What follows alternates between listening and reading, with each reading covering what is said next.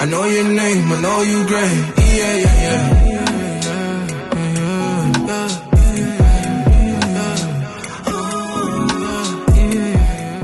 Hello, beautiful people. My name is Chalanda Deborah, and I am here with Ingrid. Yeah, welcome back to the All Things Unraveled podcast. I'm here with my sister Ingrid. How does it feel to be on the podcast? I mean, hey, it's a bit weird. Yeah. It's just a bit. Why is it weird? It's just weird. To speak to a camera? Yeah, to speak to a camera and to be in front of to speak in front of an audience. Not in front because they're not here, but watching it later. Yeah. Yeah. It feels weird when you think about it because right now there's no one and you're just talking. I got used to it just because technically you're by yourself. Yeah. But then when I think of people listening, that's when I overthink. Yeah. But don't overthink. Okay. Just speak. Just speak and you'll be just fine. Okay. You'll be just fine.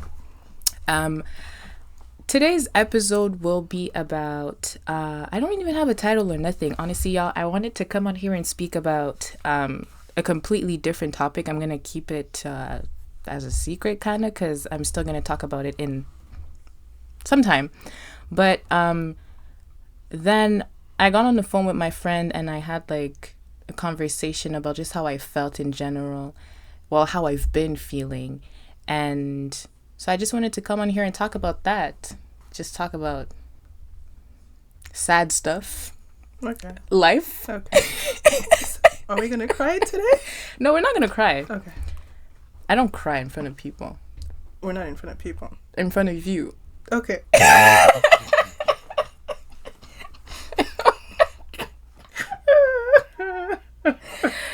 Anyways. Yeah.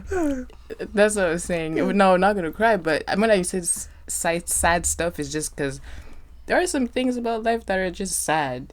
Yeah. Like, debts and... life? Yeah, but there are things in life that are sad. Yeah, there are things that in life that are sad. Yeah. What is one thing that saddens you about life, just in general? One thing. The pressure.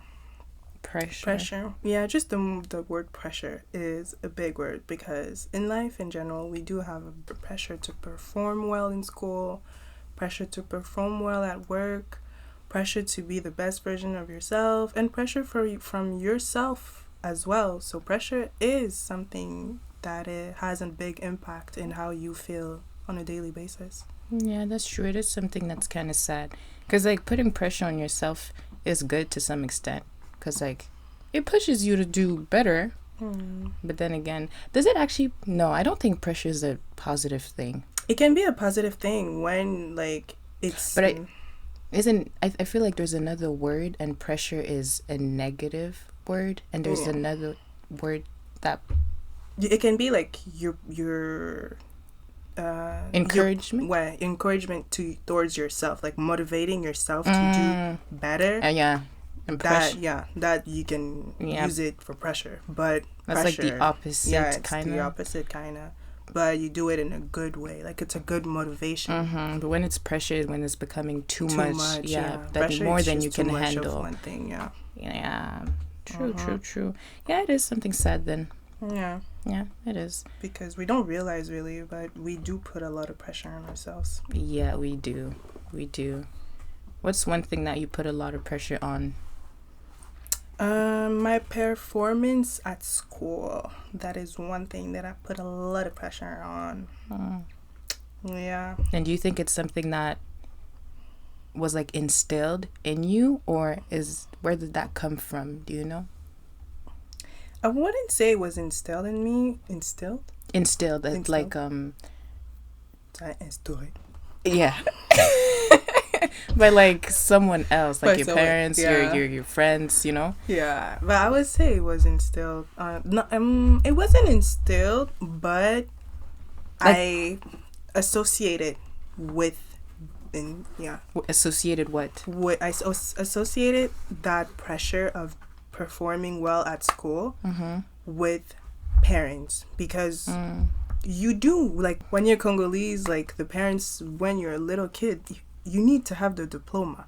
You need to have, like, an education, and that sticks in your head. Me, for an example, I always have, like, my parents' voice every time I'm in school, and I'm like, oh my god, I'm so tired of this. Like, I have my parents' voice in my head telling me education is key and it will unlock doors. And because of that, like, in a way, you end up doing it for your parents and not even for yourself.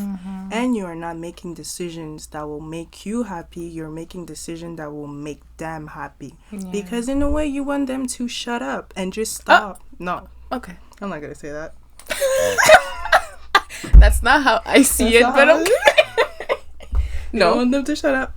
But you said what you said. Yeah, I said what I said. I'm going to own up to it. That's no. I'm laughing because no.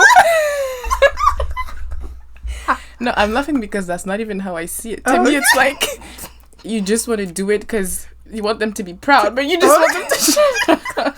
Okay. No, you do want them to be proud too, but like it's just come noise, you know. Yeah.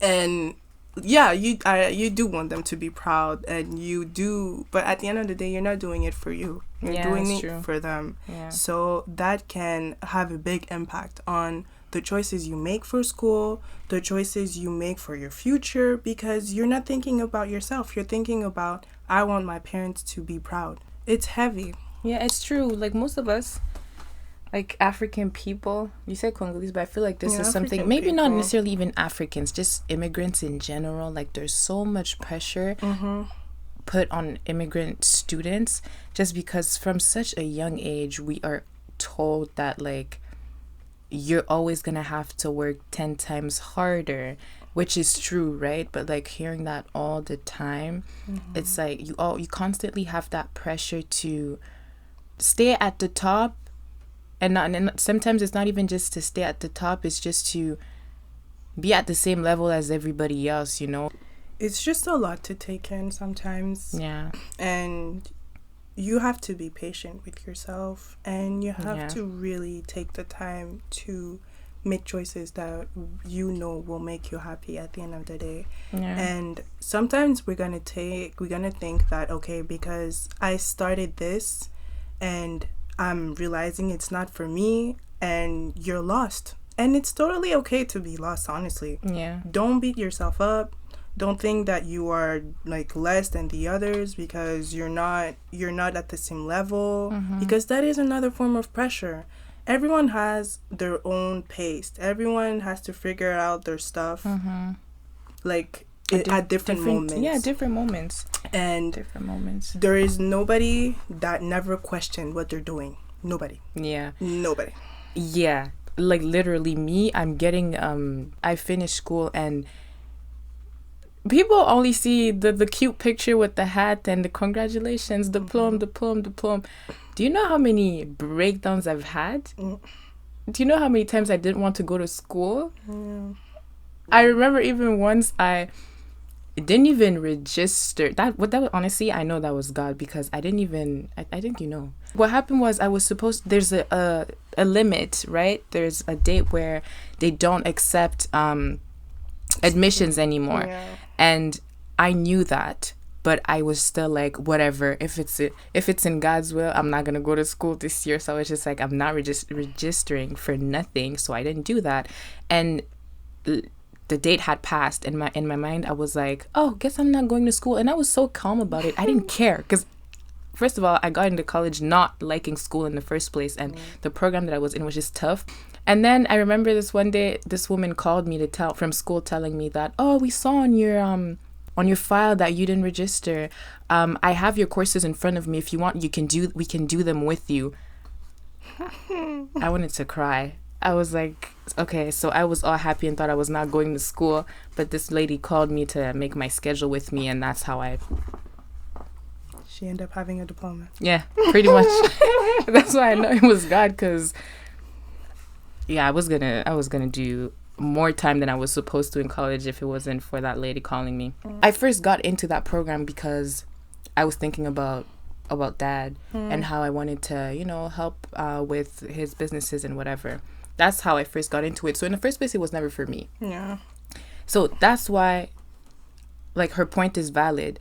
It's really hard to continue something and to give your all into something when you didn't even start for yourself. I started for the wrong reasons. Well, there were some valid reasons. There were good reasons, but they're not for me. So the more I grew up, the more I kind of like detached myself from, you know, his perception, his life. I grown into my own person. And so that conviction and that passion I once had to help in that area was not the same. And so my motivation was not the same. I didn't have like that strong will to finish that program because my love for whatever he's doing in his life was not the same. Do you get it? Yeah, So yeah. you do have to be careful to make sure that whatever you get into, whether it's in school or anything, that you're doing it for the right reasons and that you're not doing it for anyone else. Another thing that it's not sad, but it's like really heavy is, I don't know if you ever heard of this, the mid-year race. While it's pendant que c'est la mi-session? No, it's a thing. I think it's a thing. If you go online, you'll find it. It's like, you know, you enter the new year, you're in January, it's the beginning of the year, and then you get into the mid-year, which we're in right now.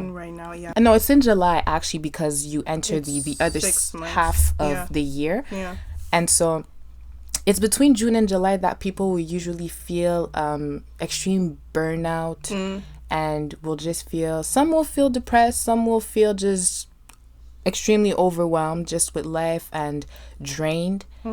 It happens quite often. And I think that's something that's also a bit sad, you know, when it's affecting you in a way that you can't really do anything. Have you ever felt that? In a way, I feel like I'm feeling it even before it's like mid, because like for example, this year we decided to do like an activity for New Year's, and we were writing all our goals, and I was just going through, like, on my tablet, all my goals are there. So every time I open my tablet, I see my goals. So I'm just gonna mentally check out everything that I put as what I want to do this year and like what I want to accomplish. And I'm just like, okay, did I accomplish this? Did I accomplish that? You do feel it if you actually took the time to set goals for yourself. And you will feel it in a way every single day, because you want to perform well in order to accomplish your goals. And it can be the smallest goals, like this week I want to do this, tu vois. And you're gonna feel this little like rush to perform well, but then again, that's really if you are actually following through your agenda. But I mean, that's like one way to see it, because that's one way to see it. I feel like you can, well, not I feel, but you can experience this burnout that happens in the middle of the year, just with everything that happened before. Even just like over socializing, that will drain you. You will be socially drained.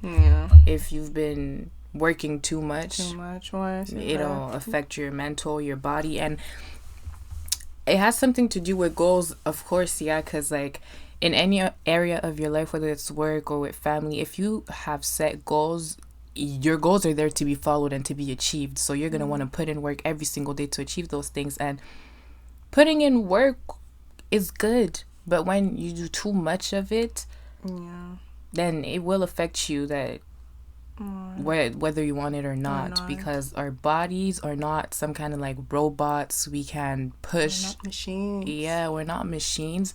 And I feel like sometimes we fail to, well, I fail to recognize that my body is not this machine that I can command automatically. No, your body is attached to emotions, ma'am, and to your brain. So you can't always make decisions. Like, it's just weird how I always want to, like, if I feel sad, in my mind I'll just be like, no, you don't have time for that today. You need to get up and do what you need to do. But like my body does not want to. Like I don't want to do anything, but I can't allow myself to rest in the pain and not do anything.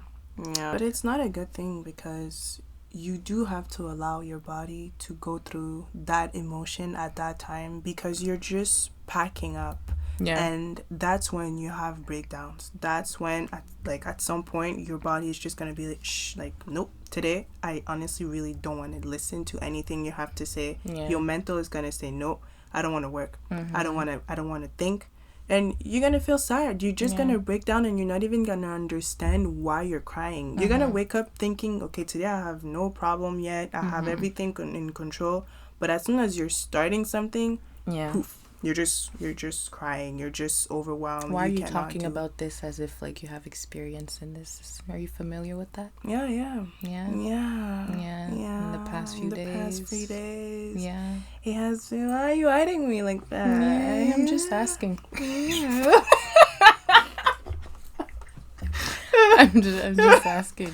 But yeah, I'm asking. Don't skip the question. Yeah, I'm gonna answer. Yeah.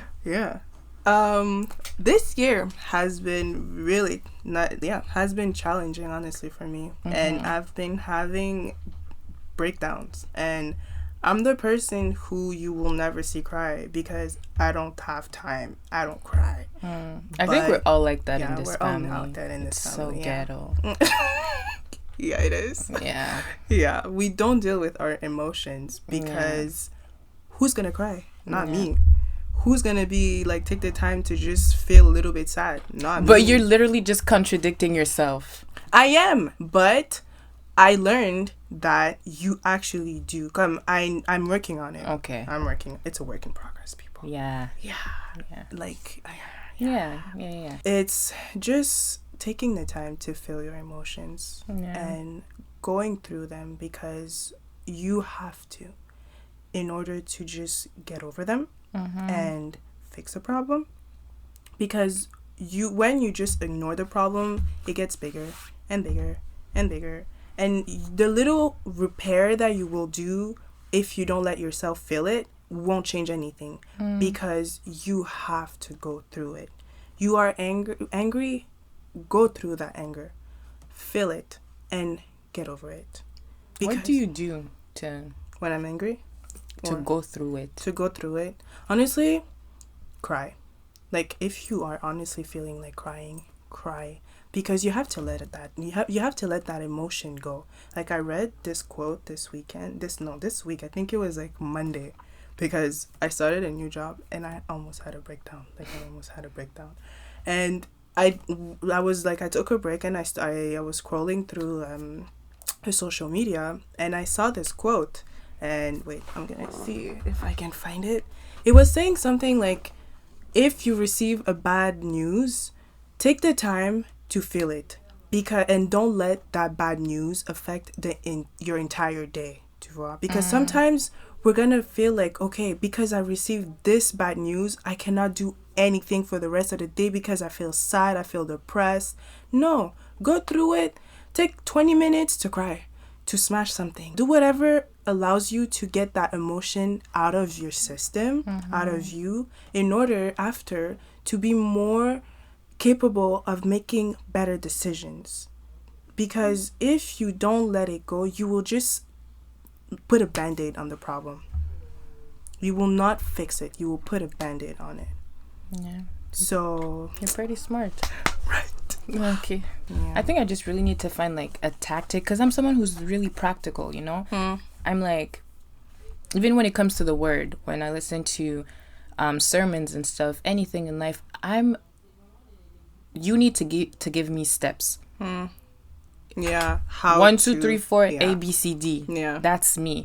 And then you're either going to show me, like, that's just how I am. Like, I'm just I don't know if that has to do with, like, being a visual person, but I feel like it does, because when I see stuff, like, see steps? Like, yeah, when I see stuff, décortiqué, I don't know what the word is, but, like, you know, when you have, like, a big puzzle, and then every parts of it are, like, detached, and you can see every part of it and see how it's constructed and deconstructed. Yeah, that's what I'm trying to say. Okay. When I see everything just deconstructed, every step's deconstructed, to me it makes so much sense. It's like a canvas that I can follow. So I need to find like practical things to, I don't know if you can hear the phone in the background, sorry. But I need to find practical things that will help me not run away from my emotions or from crying, or, you know, because it's good to hear it, but I need practical tips, you know. But one thing I can give you as an advice is, as soon as you feel that that emotion, let it actually feel it. Don't push it back. Feel it actually. You feel sad, feel your sadness, and try to understand, why am I sad? And sometimes, like, it can be because something happened, you know. Feel it. I was gonna come in here and talk about college, and then I feel like we're talking here and you're just attacking me.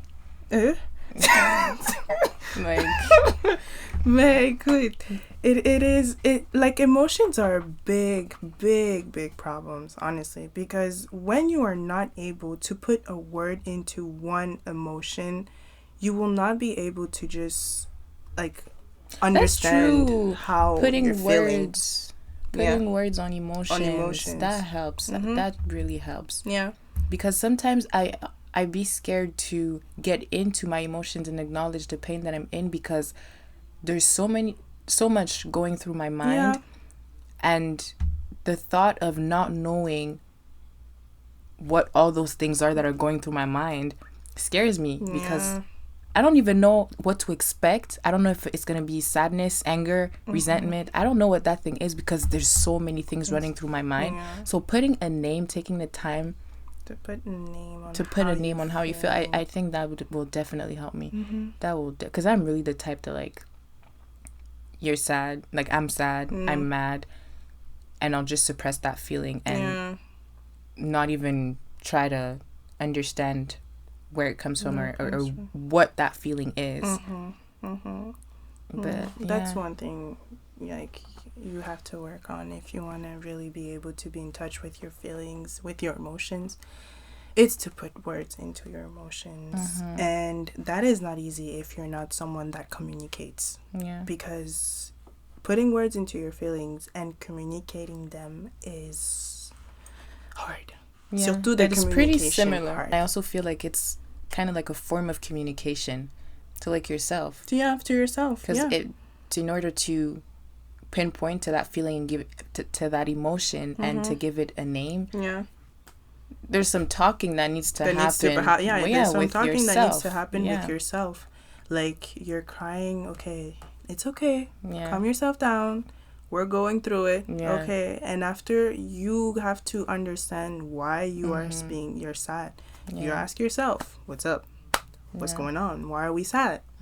What's the problem? And you're just maybe going through your day and you're just like, okay, maybe that's why I'm feeling this way. Or I've been like, I saw this and it made me think of this, and I've been like packing more and more feelings because of that. So, and if it's something that has to do with someone, you can take the time after you communicate with yourself to go to the person and communicate how you feel, because now you do know how you're feeling and you just want to express it. And that je pense ça s'appelle maturity, emotionally mature. That's when you're able to put words into your feelings and you're able to you actually do know what you're feeling. Emotionally immature. That's cool. And it's okay. Yeah, I guess. It's okay. I mean, there's adults that are emotionally immature. Yeah. It's just knowing how to put words into your feeling. But I mean, I know how to do that. It just takes time. Yeah, it takes time. Okay, whatever. I'll accept that. I'm emotionally immature, but growing. Yeah. It's a work in progress. Yeah. The way I've been feeling with the sadness and overwhelmed and all that stuff, like, it only has a part to do with the fact that, you know, the mid-year race, and I've been carrying a lot since the beginning and putting a lot of pressure and all that stuff. But there's also just the fact that, like, well, this has I just been lacking so much energy to do anything really, to pray, to work. Well, I work because I don't have a choice, but to just do things that I know help me in my they help me with my well-being, because work is an obligation, right? Like I need to do that to get money, and cleaning and cooking, those are things I need to do. But like things that really fill up my soul and make me happy, I haven't gotten the energy to do so. Even though like I have the motivation, because like I want to do it because I know the joy that it brings me and the peace. But the energy just really hasn't been hasn't been showing up, hasn't been nothing. So but that too, it happens sometimes. Like you just feel down, you really really feel down, and you have a big lack of motivation, a big lack of, I don't want to do anything today. Like I don't feel like doing anything today. And I have such a problem with that. But me too. I don't want to do anything today. To me, it's like, no. What do you mean you don't want to do anything today? What do you mean you don't want to do anything today? There's stuff to do. There's stuff to do. There's 24 hours. Exactly. Thing is, like, you see, I have so many schedules that I follow. Well, some try to follow, and nowhere in my, I could tell you, I have like 5 schedules and agendas that I look at, and none of them on none of them you will see go for a walk, take a nap, watch a show. It's all work that needs to be done, all tasks that I need to complete. Nowhere on my schedule I put, because I'm someone who functions with schedules, okay? That's just me. And I think maybe if I did that, I actually included those things in my schedule, it will help me to... Yeah. You're making time for yourself. Yeah. You're allowing your brain to just do a little stop and do something else, or the other, run 24 hours and just like... never stop. So your brain needs... Your brain and your body and yourself, you need a break. Yeah, and I think it's also good because just doing that for me personally, like, I think it'll help me figure out what are some things that I like doing outside of working. Yeah, because I enjoy working. When I do like the work that I do, I enjoy it, and I'm gonna do it. Like, I'm mostly always just working on my podcast and little things like that, which takes a lot of my time, but I enjoy it. So to me, unconsciously, it becomes some kind of leisure, but it's really not. It's work. So I have to learn to separate myself from that and find what other things I like to doing outside of work. It's important. It's really, really important. Like, I was like, okay, I don't need to go out. I don't need to see my friends. I don't really need to be outside. Like, it's just home. I go to school and I work and I come back home. But I realized at some point that you do actually have to be social. Yeah. You do actually have to go out and enjoy, because you will not have breaks. You will not, even staying home, sometimes it's just like, no, you cannot stay home, because you need to go outside. You need a break. Yeah, you need to see other things. You need to see something different from your environment. It's really true. And you do need to have like some kind of little community, whatever, that you speak to or that you see outside of your house. I'm the one who says this and never goes out, but I know that it's true, because when I do go out with my friends, whether it's just for a walk or for ice cream or whatever, or even honestly, I even feel good sometimes when I just go to the metro, even just to like, I'll go to school, pick up something, come back from home and come back home. Like, I'll feel good. It's a little outing. Yeah, it's a little outing, you know? Like, that's how I know that going out, even though I don't enjoy it, I don't enjoy just the whole process, just like the whole getting ready. And it's just so weird, because I used to love that so much. And now to me it's just like a sport, picking out outfits, which I love doing, but like, it's so long. The picking out outfit is something and then the hair, and then you get ready, and then finding spots with people who are indecisive too. I can't. That's why you make a list and you let them choose from the list. Yeah, that's what I did with you. Yeah, but it's true. Yeah. Yeah. But yeah. Yeah. No, it's just the willingness to go out. I know me. No, me mostly. Yeah. Because and then like going out includes spending money. That's annoying. Well, I mean, not everything you do requires money. But kinda. Even if you want to do a picnic, what do you need? Food. You're gonna have to buy that food. Like, it's just inevitable, and that's why going out pisses me off. Because you always need to be spending money, like. Yeah, but it is a good thing, honestly. Yeah, it's a good thing to take some time out. Yeah, and you're not obligated to do it every single day going out. It can be something that you do at home. We're going to be wrapping up this episode that was a bit of everything, really. Not a bit of everything. Mental health. Yeah, mental health. Pressure. The mid-year race and feeling overwhelmed and exhausted and drained and all that stuff. Mm-hmm. Yeah. There's 3 points, maybe more or less, to... Comment tu dis retenir? What? Retain? Yeah, to retain out of this conversation. First is being in touch with your emotion. Communicate with yourself. Yeah, communicate with yourself. The second one is with the being able to communicate with yourself is to be able to communicate with others how you feel. Being in touch with your emotions, how you're feeling, and being able to express them. That is important. And we talked about pressure. Yeah. Making sure that every decision that you make is for you. Yeah, for you. Every little decision. Every. Yeah. Because it's your life. You're not living your life for someone else. You're not the person. You're not living your parents' life. Exactly. Well, your parents are not living their lives through you. Yeah. Nor and your you friends. cannot allow that. Yeah. Because you have one life. Us as immigrants, we need to stand up for what we want.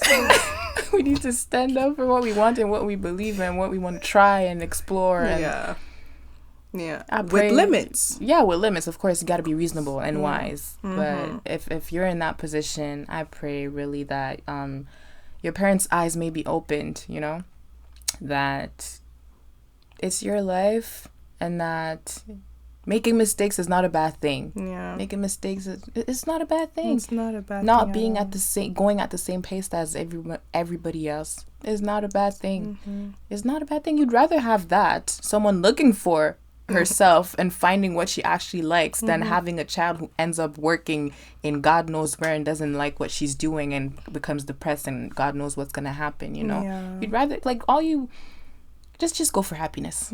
Go for happiness. And don't be scared to say what you think and what you want. Maybe your parents will be frustrated with you and they will not be okay. But at the end of the day, they will understand that eventually that you made this decision for yourself. And honestly, the parents, I feel like, well, from what I've experienced and seen around me, they're always like that. And at the end, it's only seeing that you've made it and that you're well off. Yeah. Then they're gonna be okay. They're gonna be comfortable and be happy. Yeah. So it's like, just get there. The pressure they're putting is because they want you to succeed. Yeah. It's not a bad pressure. It's just they want you to succeed. So whatever you're doing, whatever you're choosing, make sure to succeed. Make sure to go through it. Work hard. Work hard. Nothing in life is ever going to be easy. But as long as you have the goodwill for it, you'll get through it. You'll get through it, child. You will. So yeah, thank you for randomly hopping on it was a pleasure. My episode. Yeah, she walked past my room and I asked her if she wanted to come on here. So that was very it was a bit weird, but yeah, I did it anyway. A big improvisation, but that's what we love. So yeah, I'm really grateful that you came on here and we had this conversation. It was very relieving. And yeah, I listened to everything that you said and I'm gonna take the advice and get on that because we need to move on. Yeah. And don't forget to take some time to just get in touch with yourself. Yeah. So thank you again. And thank you for watching this episode. I will see you on the next episode of the All Things Unraveled podcast. I know your name, I know you great. Yeah, yeah, yeah.